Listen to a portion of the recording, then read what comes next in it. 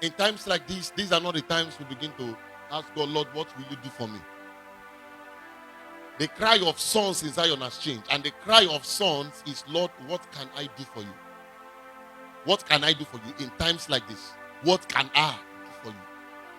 Any man that begins to pray in this manner will score a point before the Lord. Any man that begins to pray in this manner will be highly esteemed in the courts of God, because he understands the burdens of the kingdom. Jesus taught the disciples to pray. He said, pray in this manner, our Father who art in heaven, hallowed be thy name, thy kingdom come, thy will be done on earth as it is in heaven. So we began to find kingdom, we began to find the will of God being executed on earth as it is in heaven before we begin to see daily bread. So the man that understands the mind of God will have a kingdom heart first of all, before he talks about himself. The man will be first kingdom minded. When he's raising incense to heaven, the first incense should be kingdom based. That's why many a times we pray and don't see the result of our prayer, because our prayers are selfish. A kingdom minded people, thy kingdom come, thy will be done on earth as it is in heaven.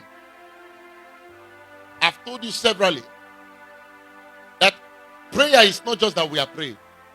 The reason why we ought to pray is because God's will cannot be done here unless incense of prayer is raised. So Jesus told them, pray and say, thy will be done on earth as it is in heaven. It is prayer that can help bring to pass God's will on earth.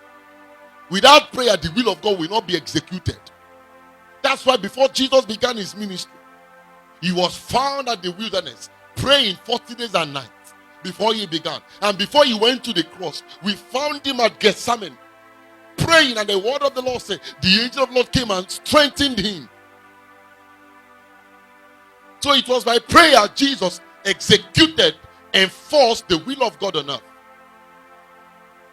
So prayer is a delicate part of consecration. Prayer is a delicate part of priesthood. You don't talk about consecration without talking about prayer. Consecration is not just on purity alone. It's on prayer, it's on submission.